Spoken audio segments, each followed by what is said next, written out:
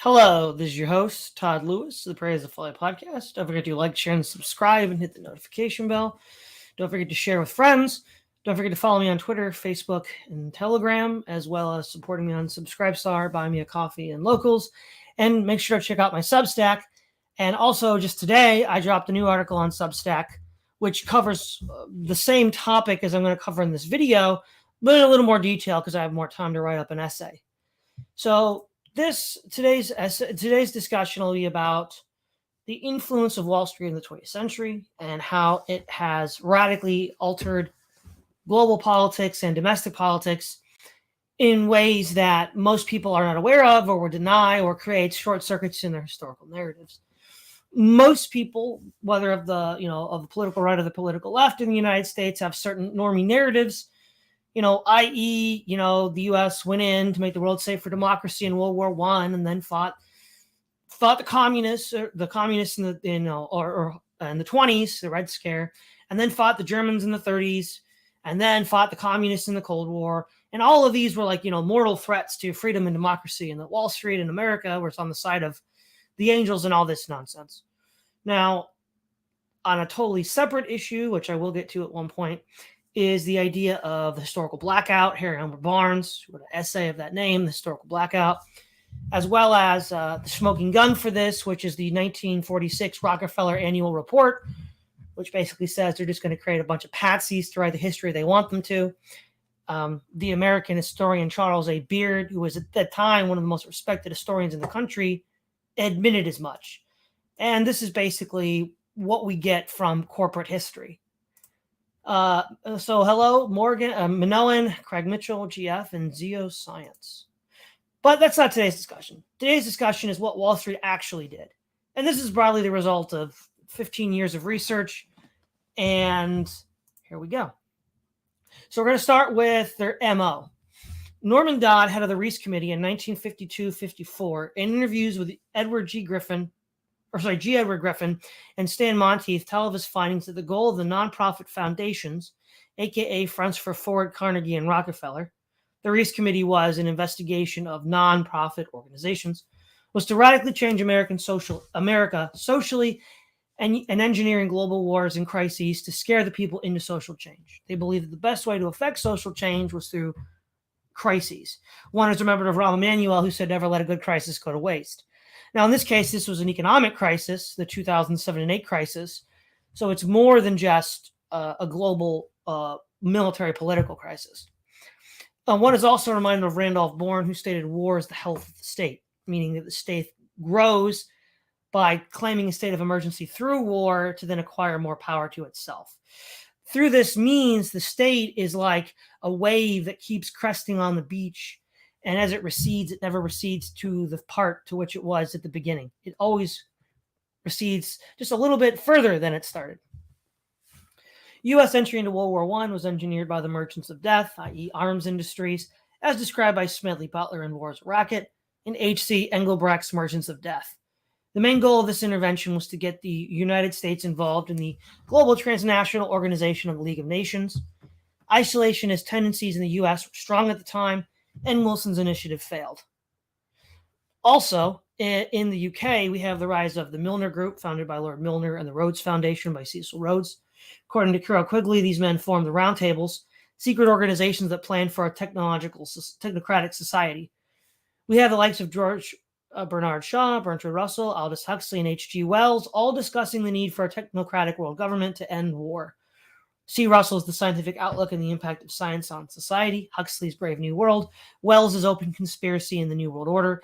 The interests of Wall Street and the British technocrats were the same: Anglo-American domination through finance and technology.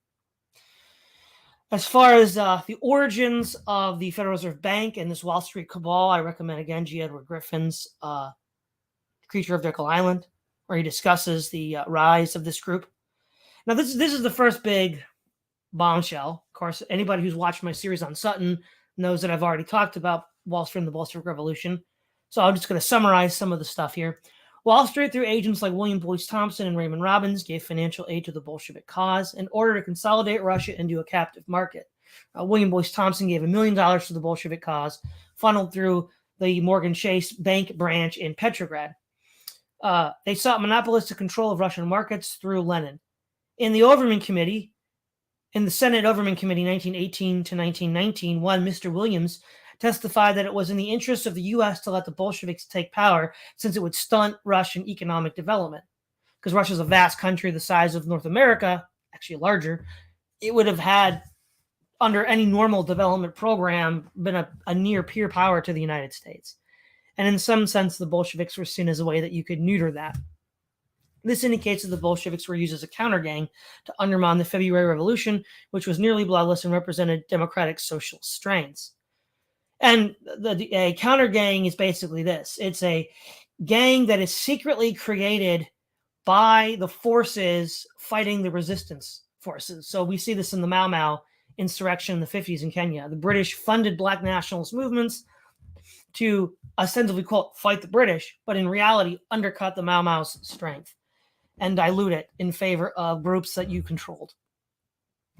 This is not to say that the Wall Street totally controlled the USSR. This was not the case, as Stalin would later show with his mass expropriation of Western capital assets, which Sutton also discusses in his technical transfers to the Soviet Union trilogy. The Soviet experiment was a test for scientific dictatorship, a captive monopolistic market, and a bogeyman to discredit labor movements at home.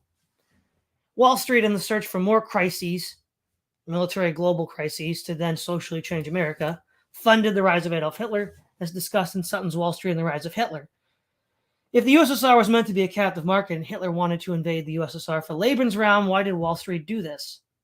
Well, by 1933, Stalin had confiscated most of the industrial assets of Wall Street, and this could be contextualized as revenge.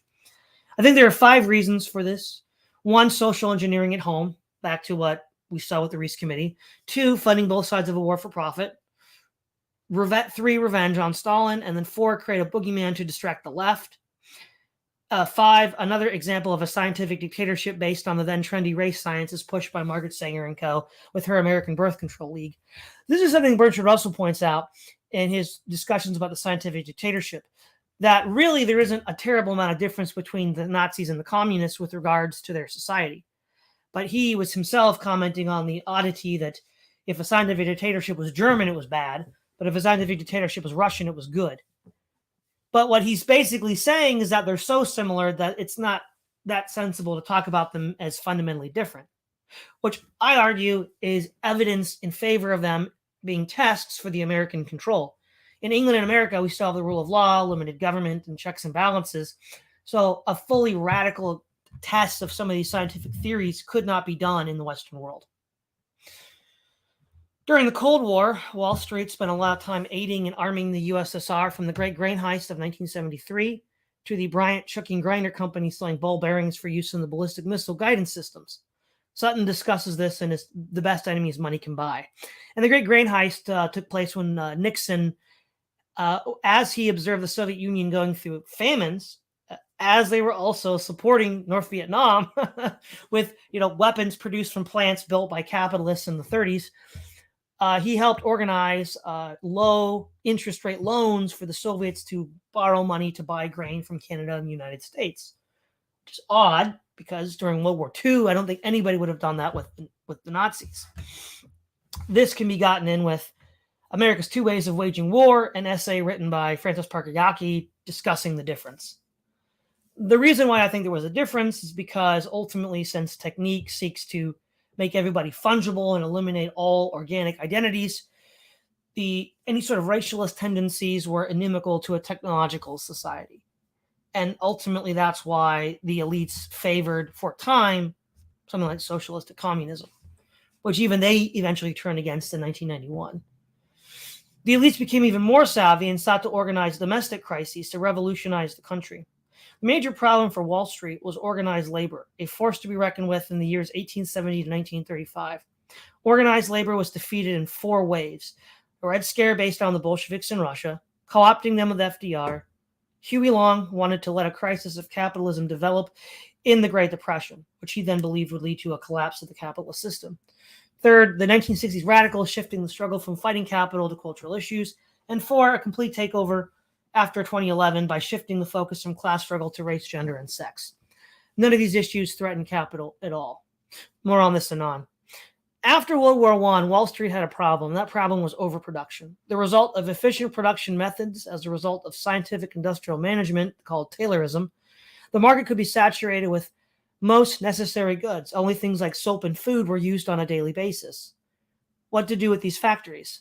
Sell stuff people they don't need by stimulating their fear of inadequacy by playing on their sex and death drives. This was the goal outlined by Paul Mazur in his American Prosperity.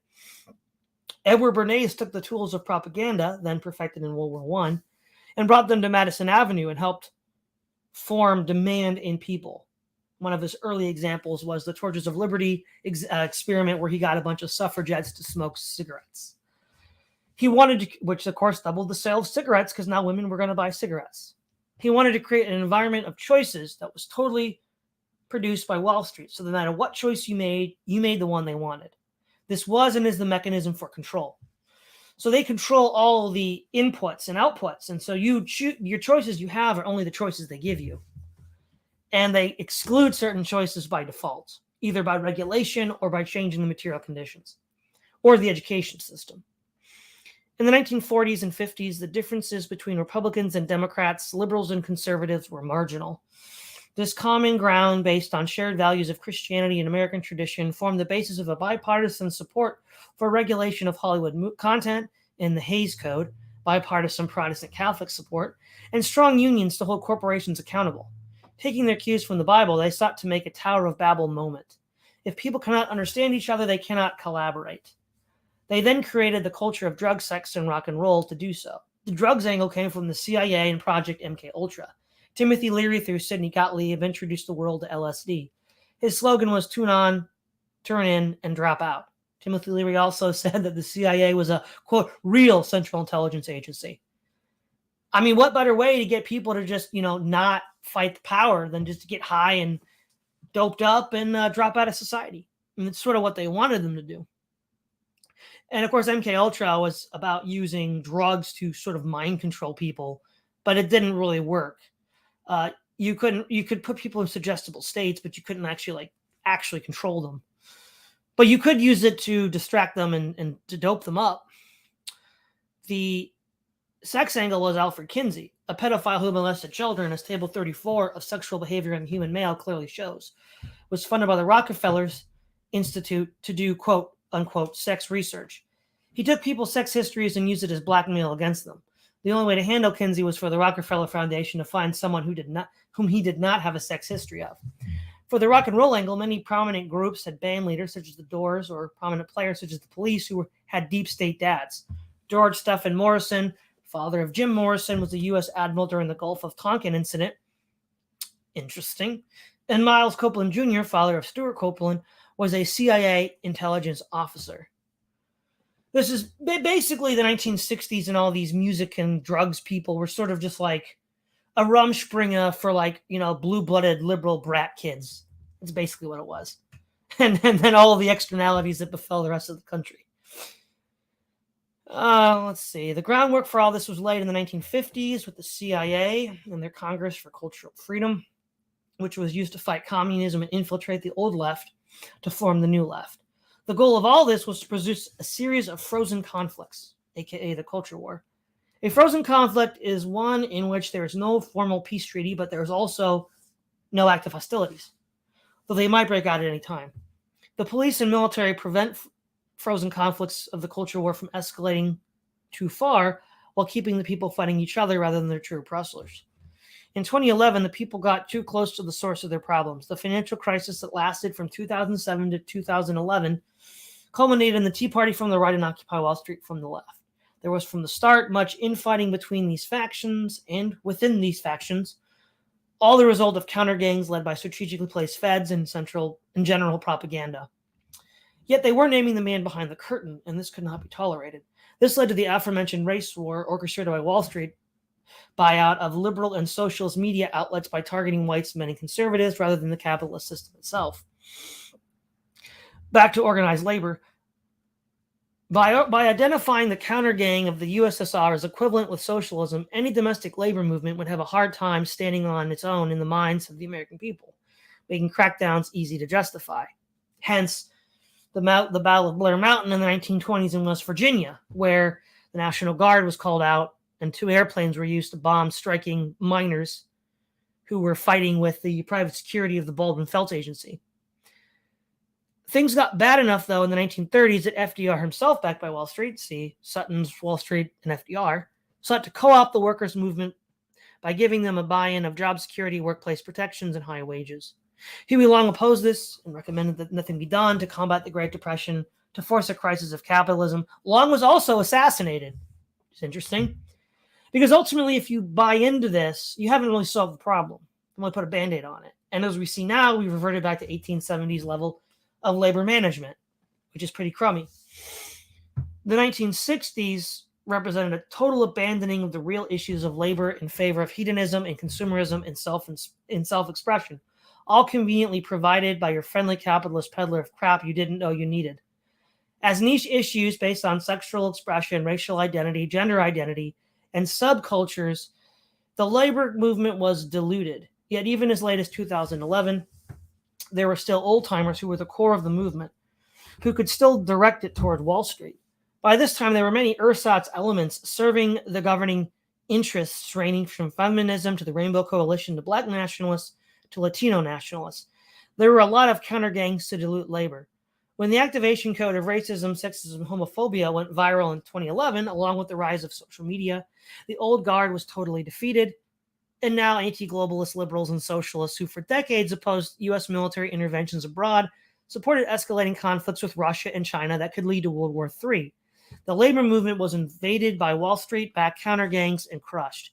This in parallel with Wall Street's supports of socialist dictatorships abroad to scare people in the U.S. from organized labor has led to the complete reversal of all the gains made since 1965 or whatever, under the New Deal consensus, which broadly lasted from FDR to 1933 up until Nixon. So, absent any conspiracy, there was also a built-in mechanism for this breaking down of norms and traditions.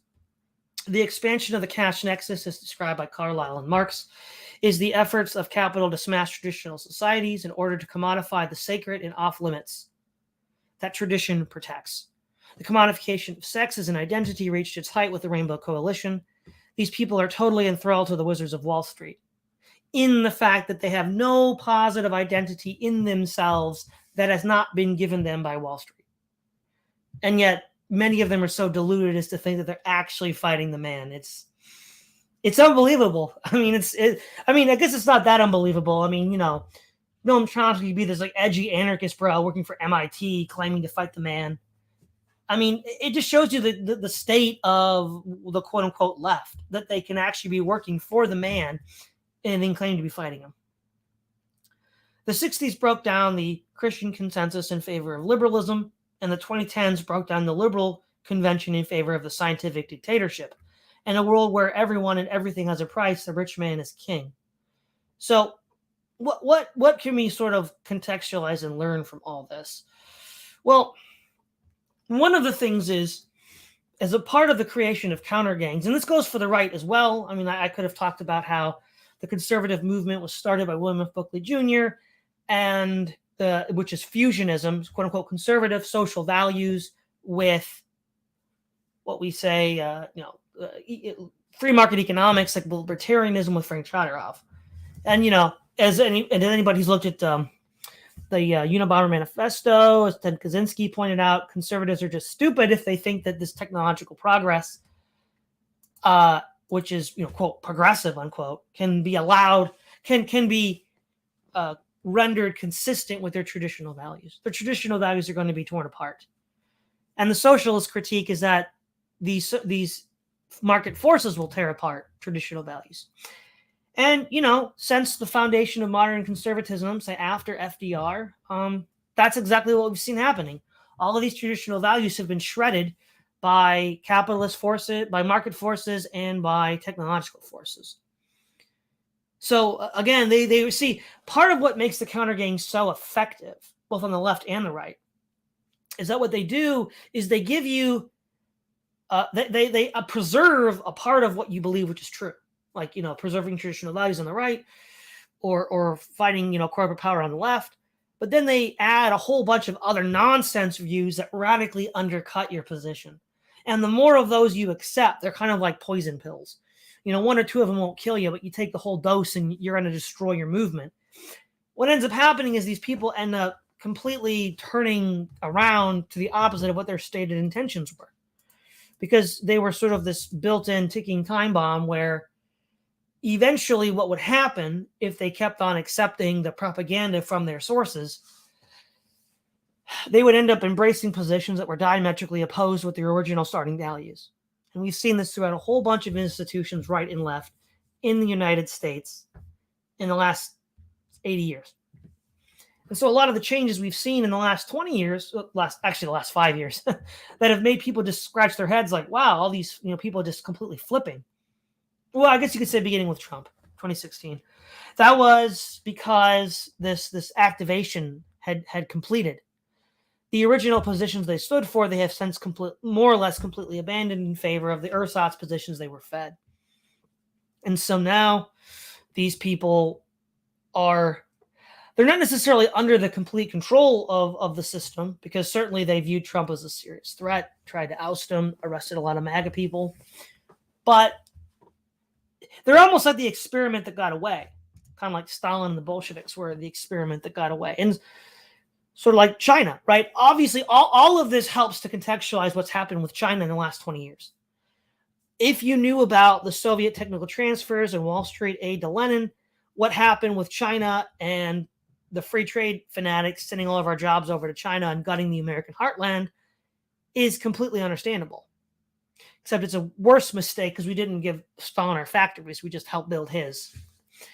But it's important. This is important because it helps contextualize, one, everything that has happened up to this point, and gives us a way of understanding the world that we're living in that, in my perspective, both the American right narrative and the American left narrative completely fail to account for, because they fail to account for about half the picture. And I think that was by design, because both of these groups have basically counter gangs that were developed in the 50s. The New Left was a creature of the Congress for Cultural Freedom, 1950. And then the New Right, I don't mean like the alt-right, but like the sort of like Buckleyite right, was the result of fusionism. And so right there, we see these two elements that are fundamentally alien to the stated values of, say, the labor movement on the one hand and the conservative movement on the other. And they use them to then sort of not de-radicalize, but sort of defang them, so they're no longer efficient in organizing. And a couple things here. So we have with Oswald Spangler, Decline of the West, his insight about how capital, the bourgeoisie, uses radicalized elements of the poor to radically change society. And I quote, "Herein lies the secret of why all radical poor parties necessarily become tools of the money power, the equites, the bourge. Theoretically, their enemy is capital, but practically they attack not the bourge, but tradition on behalf of the bourge. This is as true today as it was for the Gracchian age and in all countries. It was the equites, the big money party, which made Tiberius Gracchus's popular movement possible at all. And as soon as that part of the reforms that was advantageous to themselves had been successfully legalized, they withdrew and the movement collapsed." Yeah, that's the New Left. That's what we've seen post 2011.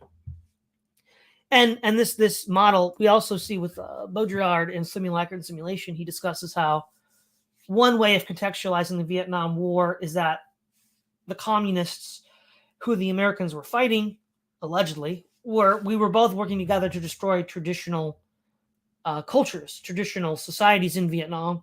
For what purpose? Well, for a global technological society. Now, that's a little coming in, because you have, all technique has to converge, because that's the most efficient thing to do. And so I think it also behooves to discuss the sort of three nodes of power in the modern West. We have ultimately the most powerful, the white lab coat wizards, the scientists, and they represented right now with big tech. Prior to that, they were the sort of like university professors who did R&D, after 1945 with the atomic bomb, and the idea of a better life through science. Those people were the face of the priesthood. Now it's the tech bros, and that their representation would be primarily big tech. The second group, which is around the same time, 1945, is the military-industrial complex. Hence, we have Eisenhower's warning about the military-industrial complex. And that's led by the neocons of the deep state and the CIA. And then we have the new group, the oldest group, rather, is financial powers, Wall Street, going back to the great families who came to dominance after 1865, before 1900, the Fords, the Carnegies, and the Rockefellers. All three of these groups sort of work together most of the time, but have some differences of values and opinions, but have enough in common that most of the time they work together.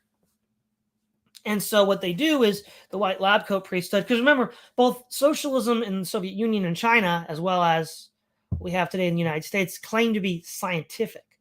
And so it shows that there's a fundamental underlying shared value system that transcends modes of production and economics, which that's why, of course, I place science as the high priest of this modern age. And so it is true that on the one hand, for market forces I've already discussed, you want to create people that have identities that are completely commodified. So we'll go back to Sutton. Each individual is a captive market, right? Sutton says that they wanted a captive market in the Soviet Union, in other places. They also want a captive market as every individual.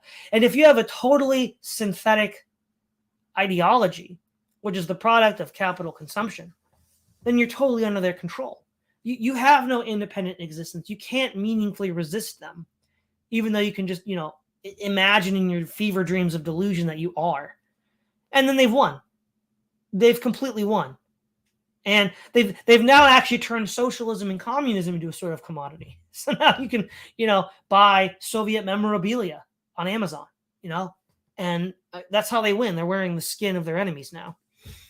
But this also serves the interests of technique, because technique wants to uproot people to make them completely fungible cogs in the machine. No connection to the land, no connection to religion, no connection to ethnicity or any sort of middling cultural groups like, fraternities or guilds or anything like that. All of that has to be eviscerated.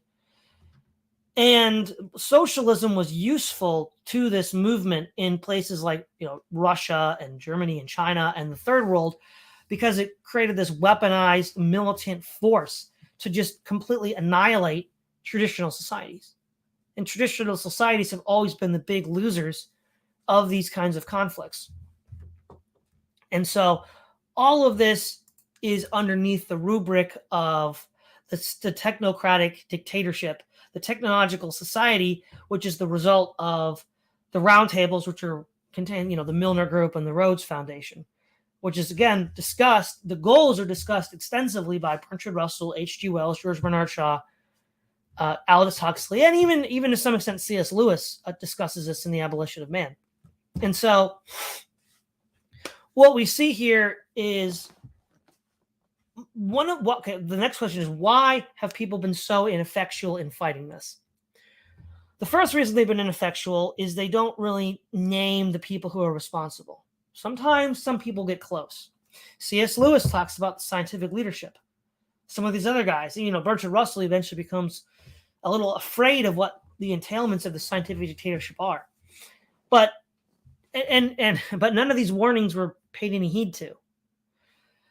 The other thing is, with the rise of Wall Street and the Federal Reserve Bank, they created all these, shell groups and front organizations to dilute and confuse people. They created corporate history after 1946. And the groundwork was laid even before that. Norman Dodd talks about the American Historical Association, which itself was just going to be a front group for corporate history to write history as they wanted. Which this is the great irony here, right? The left and its entire narrative of the 20th century that we all know what it is. We've all, watched left-wing documentaries or heard of left-wing activists. It's all corporate history. It's all based off of completely fraudulent corporate history, and yet they think they're fighting fascism. They're fighting the man. It's all completely delusional. And they don't know it. It's so effective they don't even know it. And this actually gets back to the idea of why Hitler might have been in the Nazi Germany in the 30s was a way to create, well, this wasn't really a counter gang per se, but to create this boogeyman that would distract the left forever. Because, I mean, we've all seen on social media, the whole Spider-Man putting a Spider-Man meme, you're a Nazi, you're a Nazi, you're a Nazi, right? The left is on this witch hunt for the non-existent Nazis in their own ranks. Because, they're all leftists and they're all, snooping on each other to see who's got a copy of Mein Kampf underneath their pillow. And it's completely ridiculous. Hillary Clinton in the 90s talked about the vast right-wing conspiracy. Completely ridiculous. Didn't exist. But it was such an important part. See, because if Wall Street could create a villain worse than itself, and then create that in the minds of the people, it could then get the left to be its ally against after 1945, a non-existent enemy. Now, what's ironic now with the rise of the dissident right is that they seem to have been a little too successful, I guess, because now through the internet and even before that, series of movies such as like The Believer, Romper Stompers, and American History X, they created very seductive imagery of like on the punk scene for like edgy, neo-Nazis fighting the machine, fighting the system. And anybody spent any time in the alt-right knows that those movies were heavily influential in getting people to think like this. And it's like, well, why? Well, because it's a non-existent threat after 1945, and yet they need this boogeyman as their own legitimating narrative. So they try to create it. They have, counter gangs led by the feds. I mean, the big crackdown in the 80s on, I think it was The Order, and then other far-right groups, eventually just became all subverted by the feds. So they're counter gangs, right? The feds will lead these groups. Of course, they're not going to be punished because they're secretly run by the feds. And then it's like, oh no, look at this. There's all these, far-right people running around. We gotta stick with, you left despite of like capitalism, but hey, these far-right guys are scarier. But if you have too much of a good thing, I guess, from their point of view, is the propaganda is so effective that it does create this grassroots presence. And so, what do we make of that? I think we can use the idea of Nick Land's Hyperstition. They've actually created this through a kind of like, I don't know, magical synthesis. You say Beetlejuice enough times and he shows up. I think they sort of wanted to do this. Or okay, maybe they didn't want to do it, but they just wanted a safe boogeyman and they could, put a puppet show on. There's like two hands. One hand has a Hitler puppet and the other hand has like the Wall Street on it, and they're fighting each other. But they're two puppets on the same hands, or the same pair of hands. But but we also see this of course, with the left, because now we have the rise of MAGA communism and tankies. We have people like Caleb Maupin, we have people like Jackson Hinkle, and people like Infrared who are, using the tanky communist aesthetic. And for years and years, we had all of this, communism was a legitimating narrative for Wall Street in the Cold War. And that's calculated to rile up those on the right. Again, in the United States, you see, this was actually one of the mistakes of the right in the 50s. Someone like the John Birch Society and others saw the Reece Committee and thought that the communists were infiltrating America, that the communists were taking over. Well, I mean, first of all, this was before Sutton's research, so they didn't know that Wall Street backed the Bolsheviks. But then second of all, these were just counter gangs in the United States, controlled mostly by the deep state itself, in order to get the people on the right scared. And so by doing that, they could consolidate their power in that regard. And when you just look at the whole picture, it's just sort of like you kind of have to give this like begrudging professional respect. It's like, how did you pull this off? But you did. And now they seem to be losing the script. And I think there's a lot of reasons for that. I mean, one is as hyper reality expands, you can't, you lose touch with all reality, and then it collapses. That's Baudrillard. You've also got the idea that, as Ellul points out, when technological systems become sufficiently complicated, it's not entirely clear that if you pull lever A, gearbox B is going to turn. because it's so complicated now, you don't even know what is interacting with each other. So that could account for the disconnect. I think also we could use the model of like the third or fourth generation of a business where, we see this with Plato and the Republic, where the oligarchy, the second level degrade from the Callipolis after the democracy, creates wealth. Their children don't know where the wealth came from or haven't learned the discipline to maintain the wealth. They then view it as just, theirs by right, and then they start to squander it. And we could also look at the leadership and be like, yeah, the old plan is still kind of chugging along because it has inertia, but there does seem to be new plans. And so that's another possibility as well, that what's going on is that there's like people that still are trying to keep the old plans going, but there's also people with their own plans. I think cross purposes between the elites themselves. I mean, they're never in complete total agreement. And so they have their own interests as well. And we'll see what that leads to. And so ultimately we can summarize this again. Let's just summarize all of this quickly. That according to the Reese Committee researcher head Norman Dodd, the goal of these mega corporations was to radically change America socially through engineering global wars to scare people into change. World War I was America's entry into World War I was facilitated by the emergence of death in order to get the United States into the League of Nations.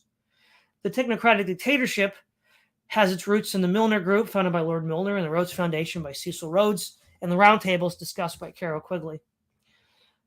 You can check out, again, George Bernard Shaw, Bertrand Russell, Aldous Huxley, and H.G. Wells for discussions on the scientific dictatorship.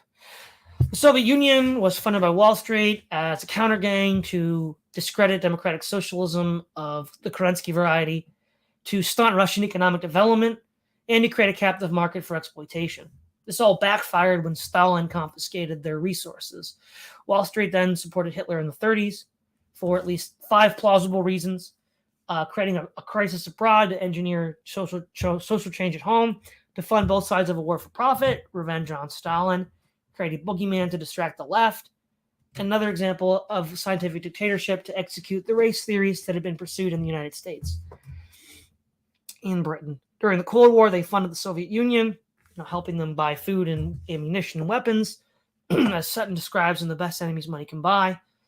Think of 1984 by George Orwell, where Oceania, Eurasia, and East Asia are locked in a series of conflicts that are used to justify crackdowns at home. Wall Street broke organized labor, which is a serious force from 1870 to 1935, by using the Bolsheviks to form a Red Scare, co-opting organized labor and the Red Scare is also used in the Cold War too, so it was used more than once. The Soviet terror was useful to them. Co-opting them with FDR, the 30s shifted the struggle from fighting capital to cultural issues.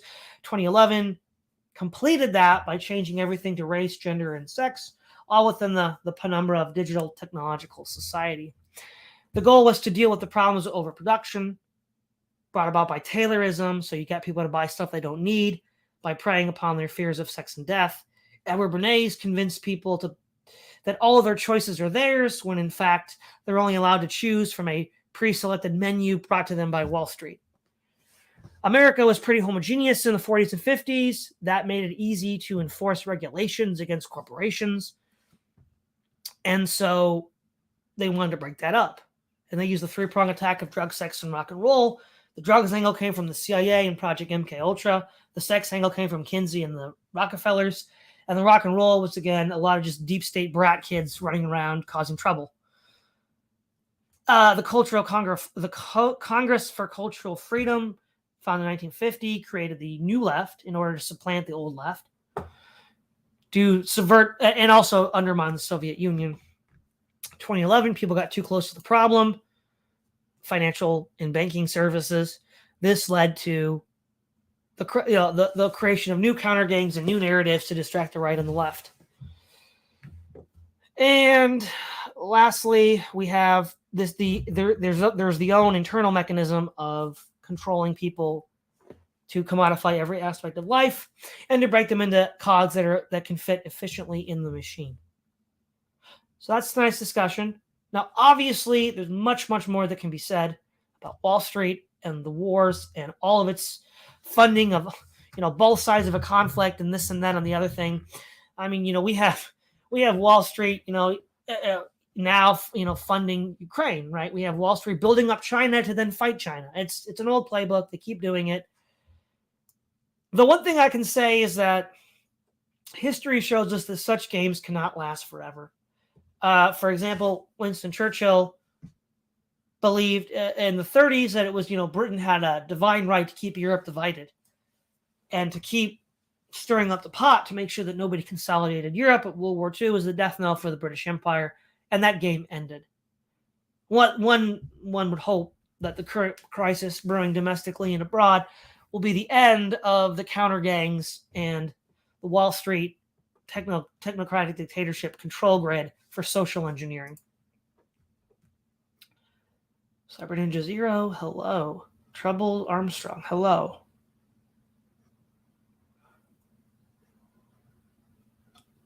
Okay, well, guys, that's all I got for tonight. Also, make sure to check out my Substack where I go into a little bit more detail about this topic.